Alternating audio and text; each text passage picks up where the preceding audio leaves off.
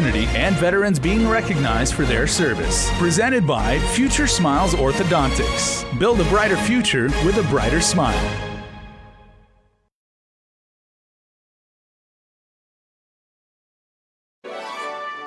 Tokyo 21, brought to you locally by IT&E.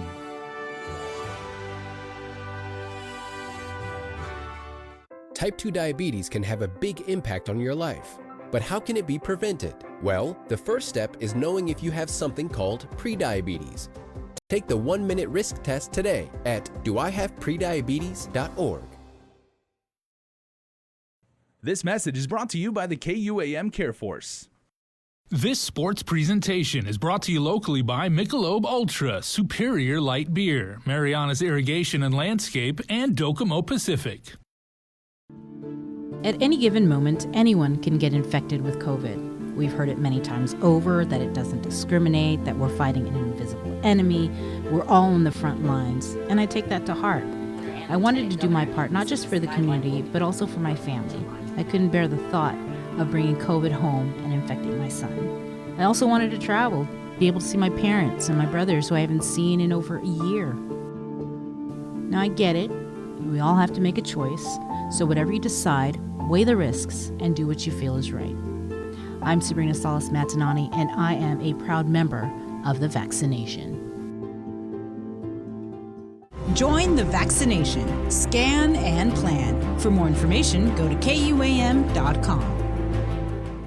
Catch SportsLink on the KUAM News Morning Show, The Link, every Friday to hear about the latest in sports news, game schedules, athlete profiles, and more. SportsLink, brought to you each week by Pure Alkaline Water and Marianas Irrigation and Landscape, airs every Friday across the multimedia platforms of KUAM. Tune into the broadcast on Breeze 93.9 FM, on KUAM TV 11, live streaming through the KUAM News Facebook page, or view highlights on YouTube, KUAM News Facebook, and Instagram. SportsLink is hosted by Dave Delgado through KUAM Sports, and he will make sure that everyone knows what is happening on the fields, in the gyms, and everywhere in between.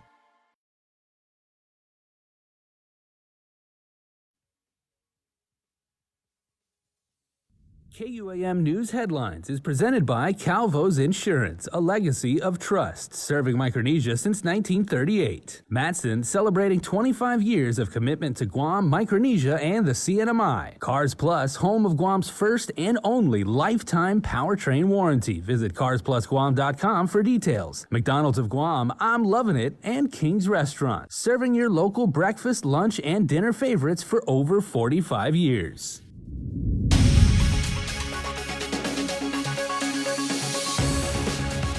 Ahead on Primetime, Adriana Cotero speaks with one attorney surrounding the arrest of his client, 23-year-old Nicholas Moore. Plus, trial got underway for a man accused of falsifying records to receive PUA benefits during the COVID-19 pandemic. And eyeing a post-pandemic construction boom, the permitting task force met to reform government permitting procedures. Hafa and good evening, everyone. More information revealed about accused murderer Nicholas Moore, who was picked up in Florida earlier this week. KUAM spoke with his attorney, Mike Phillips, who argues his client is not a fugitive, as law enforcement knew where he was for months.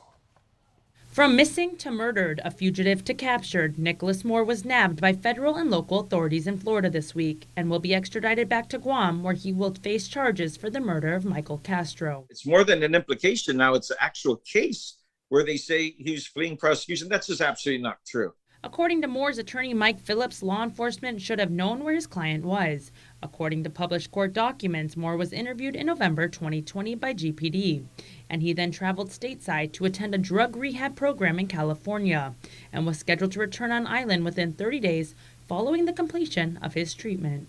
He didn't, however, and was in Florida, where he was actually arrested back in February for a misdemeanor criminal offense, and as we reported, was again arrested by federal authorities earlier this week as part of a coordinated effort with local authorities. According to Attorney Phillips, he was well aware of where his client was all along, and all the government had to do was ask. I haven't yet spoken to the attorneys involved, although they are aware that I was retained and I was always available, but I haven't spoken to them at all about this situation. I'm hoping they'll see that, they were taking the precautions, but it's just not one of those cases where he was trying to flee. At least the information available to me, and he's keeping in contact, and the same goes for his parents. And he was where I was told he was, and he was with his mom. So I just don't see that. It never crossed my mind that he would be trying to flee. On May 28th, the federal complaint came down on Nicholas Wayne Moore, charging him with unlawful flight to avoid prosecution. Court documents state that Moore was implicated in 2 separate shooting investigations on Guam that occurred on October 15th and October 30th of last year. The first, a drive-by shooting in Agana Heights where the victim survived, and the second, the deadly shooting of Michael Castro, who was missing for 8 months. Castro is believed to have been shot multiple times with a pistol while inside his car on October 30th. The pistol was confiscated at Moore's residence and matched Castro's DNA. His body is suspected to have been disposed in the ocean by way of Moore's father's boat. Moore's father is Leroy Moore, owner of Unitech Environmental Guam. As for the Agana Heights shooting, the victim was brought to the Naval Hospital main gate with a gunshot wound on October 15th. He told detectives that he was playing basketball at the village court by himself when he was approached by a man who fired a single gunshot at him, then fled the scene in a big black Ford truck. Despite making numerous requests for any information regarding his client, Phillips says he has continued to reach out to the Office of the Attorney General. He adds the Moore family has been cooperative with the government since the beginning. KUAM asked Attorney Phillips if he believes there are any other co-actors involved in these cases. I personally think it would be very hard for one person to carry out all of that. Just the nature of the incidents, the interaction, and what's left. I think that historically it would have meant that there's more than one person involved, yes. This case is ongoing. Reporting for Guam's News Network, I'm Adriana Cotero. The Guam Department of Labor was given almost $1 billion for the Pandemic Unemployment Assistance, or PUA program. One man in particular wanted in on the action. The only problem, his documents appeared to be suspicious. Tyler Matanani reports from Superior Court. Opening arguments were underway in local court for George Chambers Jr. Chambers is accused of committing pandemic unemployment assistance, or PUA fraud, for allegedly submitting falsified records to receive PUA benefits during the COVID-19 pandemic. He brought attention to his case to the Department of Labor back in June of 2020 after not receiving any payment for his PUA filing. Upon inspection, DOL discovered deficiencies in Chambers' documents, specifically his business license claiming he owned a janitorial business. DOL's Christy Nedadog is assigned to adjudications for PUA. At first, it looked normal. After going over it a few times, I thought something was off. Nedadog noted that certain fonts on the business license didn't match, and the signature at the bottom wasn't even the current director of Rev and Tax. And who is the current director of Revenue Tax? Daphne Shimizu. And at the bottom of the document that was submitted, what did you see? John P. Camacho. DOL requested further proof of employment, but the 2 documents that Chambers submitted also didn't add up. Because I couldn't make out what was written on it, I did call the phone number on this. Okay. And to speak with a property manager. The caller confirmed that Chambers was not employed with them.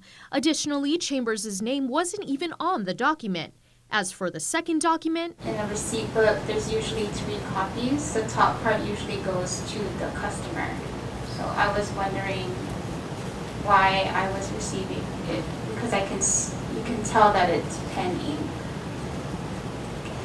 As opposed to from the copy we sent. What would you have expected, I guess, is the last copy. What would that look like? Usually yellow or pink. It would look like a carbon copy. Trial resumes Monday at 9:30 a.m. Reporting for Guam's News Network, I'm Tyler Matanani.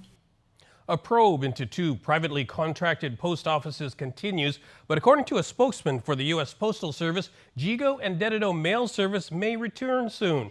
USPS spokesman Duke Gonzalez said, quote, "We apologize to our customers who have been inconvenienced by the continuing closures of the GDOE and GDOE contract postal unit facilities. We want to reassure those customers that we are working on reopening both of those facilities as soon as possible. At the moment, we are reviewing applications from prospective suppliers and working through logistic and operational matters." The northern units had been closed for an audit, but Gonzalez now says they are under investigation. Until they are reopened, GDOE and GDOE P.O. Box customers will be served over the counter at the Barrigada main facility, which will be open from 6 a.m. to 10 p.m. 7 days a week. The two postal units have been closed since the second week of April.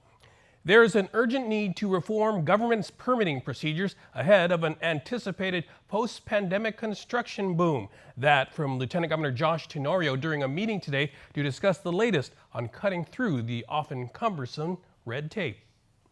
I really do foresee this as the first of a series of public meetings. I am aware in recent months of a backlog in permitting that is causing a delay in some of the economic recovery and expansion projects that we have planned. The permitting task force was formed by executive order more than 2 years ago. Revenue Tax Director Daphne Shimizu and Public Works Director Vince Areola, whose agencies are key to the process, shared short and long-term recommendations for streamlining it.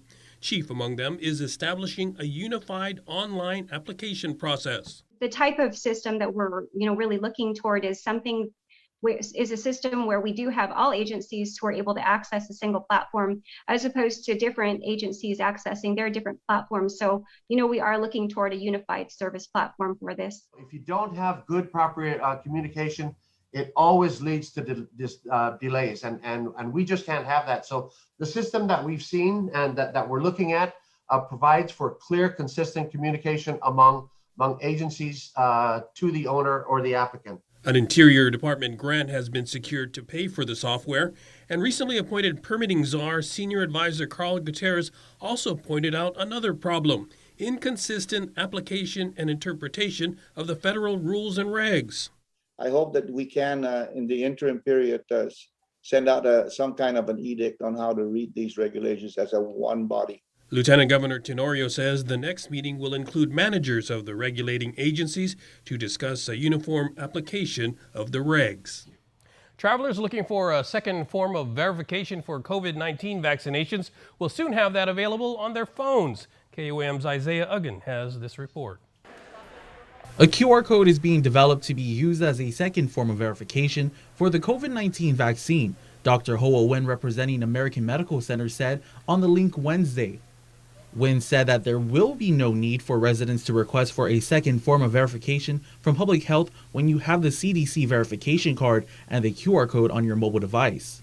All you have to do is submit an application, picture ID with a selfie to verify it's you, and your CDC card. Then it will lead you to a federal website. After the application is completed and verified, about 48 to 72 hours, your QR code with your picture will be sent to your SMS or WhatsApp. The bottom line, we try to make it convenient for the people of Guam and also people off island. It's not just Guam, because the QR code, what the process does is it's not an app, it's a web-based. So wherever you go, it's on your phone.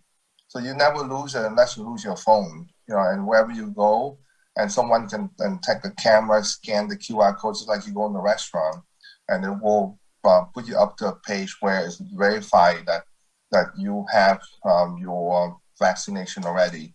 You can either tell you have the first dose, second dose, or if you have J&J, it will be completed, and then tell you where you get the vaccination from. In addition to the QR code being your second form of verification, it will also remind you a month prior to your COVID vaccine expiration date to schedule an appointment to get your booster shot. The doctor added that the Department of Public Health and Social Services should recognize the code because it is coming from a federal website. The target date is estimated for next week, Tuesday, June 15th or Wednesday, June 16th. Reporting for Guam's News Network, Guahusi Isaiah Uggan.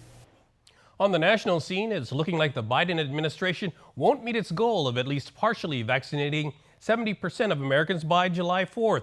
U.S. health officials say they'll keep pushing, in large part because of a dangerous variant that's got a foothold in many other countries. Danya Backus explains. The push to get shots in arms continues as there is new concern about the dangerous Delta variant. The Delta variant was first detected in India and is now the dominant strain in the UK. Delta is thought to be more contagious and deadlier than other COVID strains. It's responsible for more than 6% of new cases in the U.S. We cannot let that happen in the United States. Dr. Anthony Fauci says more Americans need to be vaccinated to stop the strain. The average number of new vaccinations has fallen below 1 million a day. The Biden administration is pushing to have 70% of the adult population get one shot by July 4th. But with only 51.7% having done so, that goal could fall short. It's a different story in San Francisco, where 69% of residents over 12 have been vaccinated. It may be the first major city to reach herd immunity. How are you guys able to get to that point? What's being done in San Francisco? We're vaccinating a lot of people. It's as simple as that. The city's done a really good job at getting people vaccinated. Epidemiologist George Rutherford says herd immunity can be reached when more than 70% of the population is immune, either from vaccination or recovering from a COVID infection. San Francisco, as you know, dealt with AIDS in the 1980s.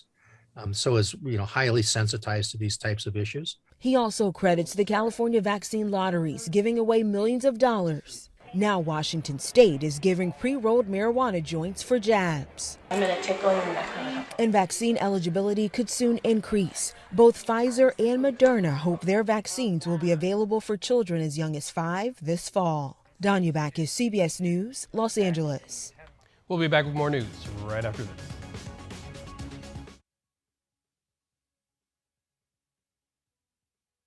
I've been through a lot over the years. Typhoons, earthquakes, and now COVID-19. We've been able to get through these together. For more than 80 years, Travelers Insurance has been protecting your homes, your businesses, And the health of your family. We are here today and we'll be here tomorrow. There are better days ahead.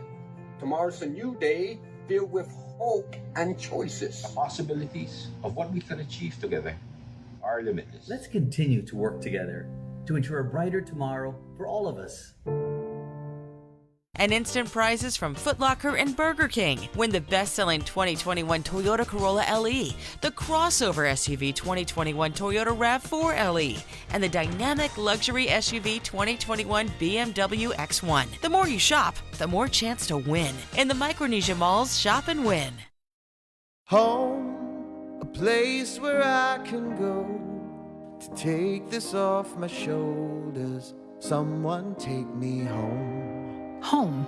It's more than wood, square footage, and a floor plan. It's where life happens and moments become etched into memories. At Bank of Hawaii, we're proud to help families all across Guam buy and improve their home. Applying takes just a few moments, but the memories last a lifetime. Simplified by Bank of Hawaii. Welcome to tomorrow.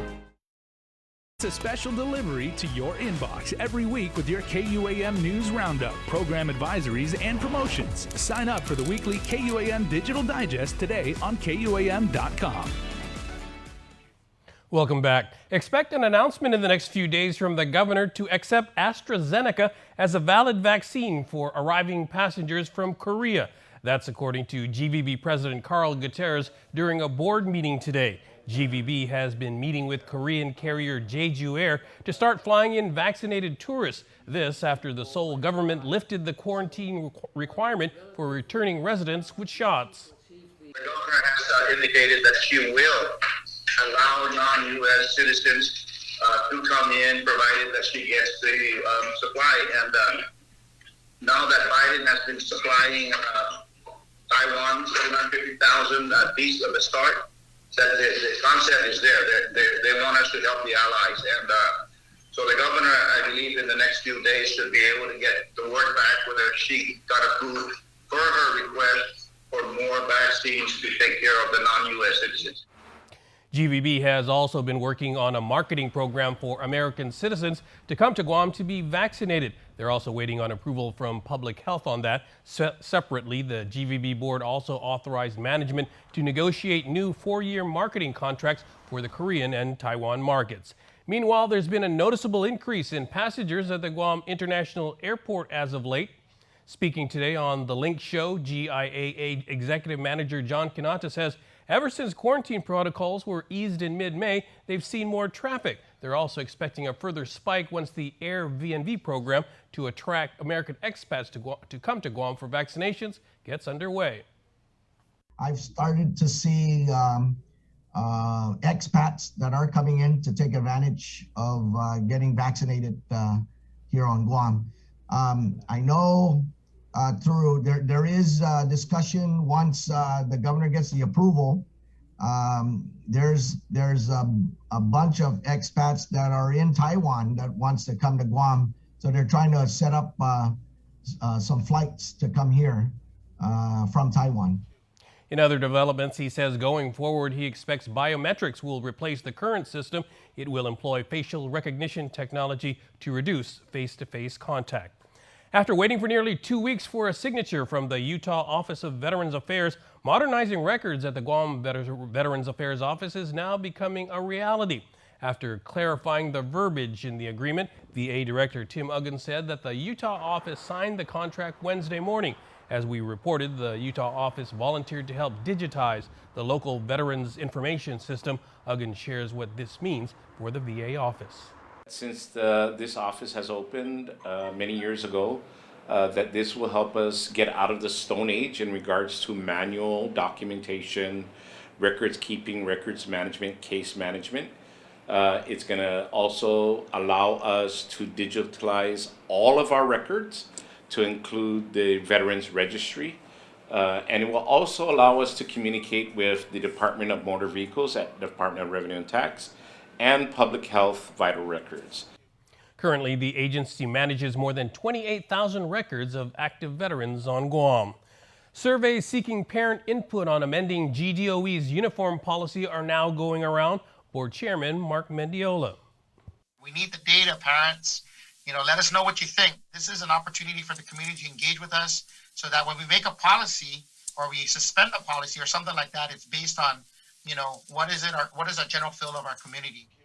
Mendiola says parents are highly encouraged to participate in the survey as it will help guide the department in its policy decision. The deadline to complete the survey is June 18th. Head over to the KUAM.com for the direct link. Fat Boy Slim won't be serving barbecue ribs, chicken Kelaguen, and sushi bake anytime soon. The popular food truck was forced to shut down after more than a dozen health code infractions were discovered, including a roach infestation that led to a D grading. Public Health and Social Services Public Information Officer Janela Carrera said that their sanitary permit has not been reinstated. However, they did make a request for a reinspection. She says the department has not entertained it because Fat Boy Slim hasn't cleaned up its act. Upon review of the documents or the report, it was determined that they did not meet the minimum requirements for a reinspection. To be able to reopen, you need to have 3 consecutive reports showing that you met the minimum requirements, 3 consecutive days or 3 consecutive clean reports, and so they did not meet those requirements. So at this time, their sanitary permit still has not been reinstated. Meanwhile, you can still purchase their menu items at Heavy Hitters in Tumon. Owner Ray Chargaloff in a statement said Fat Boy Slim will be up and running in Mighty by September. He acknowledged that they are still trying to get their sanitary permit for their food truck. Shanti Joshi of Fave Pictures spoke before the Rotary Club Thursday about his upcoming film, Relive, a tale of an American Islander cheerleader. The production company is based in Los Angeles and Toronto with a mandate to, quote, engage audiences with stories rooted in the perspectives of the other. The movie will be directed by and star former Guam resident and Emmy-nominated actress Rain Valdez. It's about a character named Rowena who returns to her hometown of Guam to fulfill her childhood dream of becoming a cheerleader. Joshi shared that they're in the production stages of the movie and is excited to bring the film to Guam. We're in conversations with GDOE right now about an opportunity for a tax credit in Guam. We'll see if that's going to be real and that's going to actually manifest itself. But we think that the film and TV industry has definitely been a great boost to the Ontario economy great boost to the BC economy, to a variety of different states and countries. The $2 million budget film is expected to begin filming next April. Sports is next. Don't go away.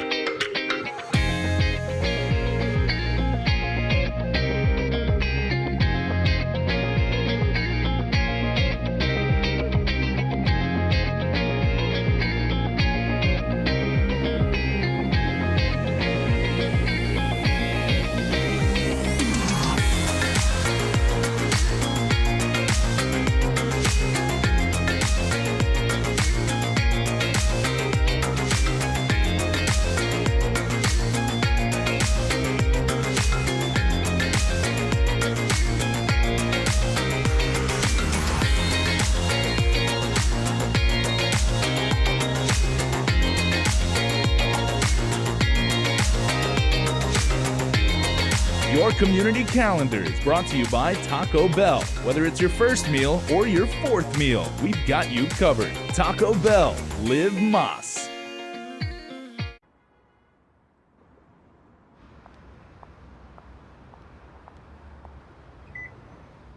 I'm gonna take these chains that have been holding me.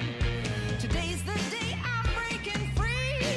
I'm gonna walk away, live to fight another day. Step aside, world, there ain't no stopping me. I'm gonna stand, I'm gonna win. I won't give up and I won't give in. The higher I can climb, the more this life is mine.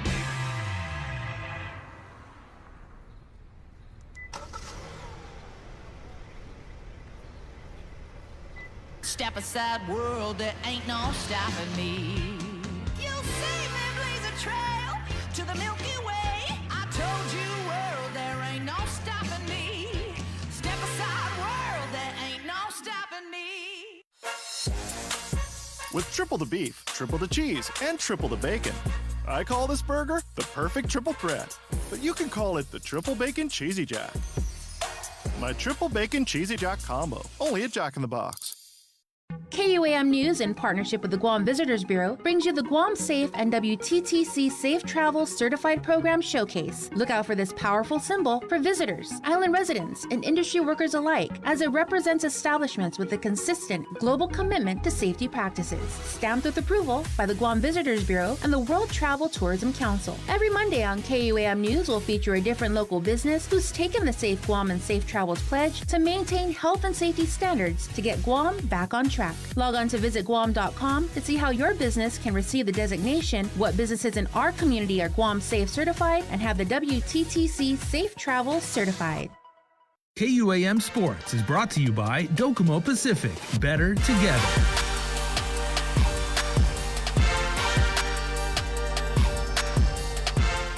What's up, Guam? Dave Delgado here for KUAM Sports. Thanks for watching. Tonight on the show, we check in with Frank the Crank Camacho, days after his car accident that forced him to pull out of UFC 263. Check it out. Frank the Crank Camacho was scheduled to fight Matt Frivola at UFC 263 this weekend. Camacho was scratched from the fight card after getting injured in a multiple car crash on the 405 freeway in California. 2 days already after the accident. Man, if anything, the adrenaline is all worn down, and man, I'm like physically I'm pretty like wrecked. Like no broken bones, head is good, but we got an MRI and just got got like 3 or 4 herniated discs on my neck. I don't know the names of C4. I don't know what they were, but aside from the physical side of the soreness from the accident, dude, I feel mentally, spiritually, and emotionally freaking stoked, man. Like, we dodged a huge bullet. You know what I mean? Like, I could not be on this freaking Zoom call right now. You know, like from the type of like 4 or 5 car accident that happened on Monday. Dude, it was wild, bro. It was wild. Like, it was so wild that a car like flew over our car. This is the second time Camacho has been unable to step into the octagon because of outside the cage issues. In 2020, he tested positive for COVID and now the injuries he sustained in the crash has sidelined him once again. Man, I'm so stoked on life and super grateful. And I just got to San Diego with I finally see with my wife and my daughter. So I'm just super happy, man. I'm high on life right now, and you know what it is? I think it's perspective. The glass is always half full, and the way that accident went down, me and Cookie could be coming home in a box. One little turn, or if I pressed the brakes just a little bit more, it could have been us getting out of that car pile versus me or a Cookie having to drag each other out under cars. The time away from his family and money spent for training camp, the banging and beating of his body could have all been taken away in an instant. Crank says coach and cornerman Cookie Alvarez has been there since the beginning. Cookie was there and coached him when he needed him most. He came out to California, and we're going to go to Irvine for one of the biggest fights of my career to corner me and to coach me, when really he came and he coached us for life. He really coached us through living through life in those split seconds, and felt like the Matrix in there. When we got whacked on the side, our car, we were losing control, and I don't know if it's Cookie because he's seasoned motocross veteran and one of the best from the Marianas, but I just remember losing control and having to steer toward the turn so we wouldn't spin out of control. And he was like, control, crank, stay focused, baby, stay focused. Just really, really blessed, man, to have that guy come at the time that he did, and everything, it really, someone the man upstairs was definitely watching over us on Monday. Well, that's going to do it for sports. We're back right after this. KUAM Sports is brought to you by Docomo Pacific. Better together.